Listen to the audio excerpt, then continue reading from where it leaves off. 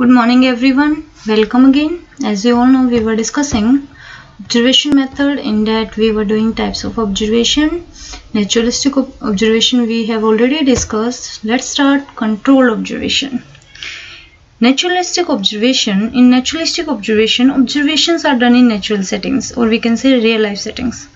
But sometimes you might need to control certain factors that determine behavior, as they are not the focus of your study. For this reason, many of the studies in psychology are conducted in the laboratory because, for example, you will come to know that smoke could only be introduced in controlled laboratory situation. So this type of observation, called controlled laboratory observation, actually is obtained in laboratory experiments, as you can see here on screen, carried out in a laboratory. It carried out in a laboratory. The observer decide where the observations takes place, at what time and under what circumstances. Standardized procedures are used in this observation.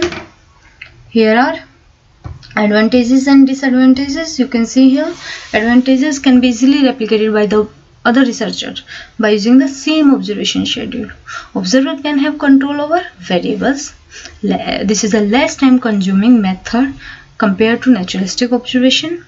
Disadvantage: participants behave differently since they know they are being observed. These are advantages and disadvantages of control observation. Next is participant and non-participant observation. Non-participant observation involves observing participant without actively participating. Participant observation involves active participation of the observer. Participants' observation is again of two types. One where the participants are not aware that they are being observed, the other where participants are aware that they are being observed.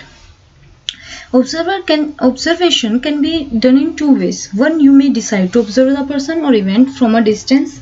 Two, the observer may become part of the group being observed. In first case, the person being observed may be not aware that she or he is being observed.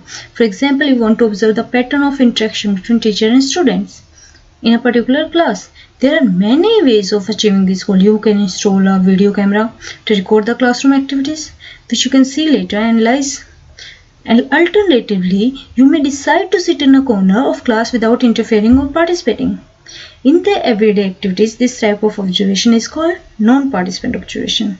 The danger in this type of setup is that the very fact that someone is sitting and observing may bring a change in behavior of students and the teacher. So here are strengths and weaknesses of participant observation. Does not rely on attitudes to predict behavior. Can be used to look at behavior across time. The researcher is open to new insights and may lose objectivity and become biased. People may not behave naturally.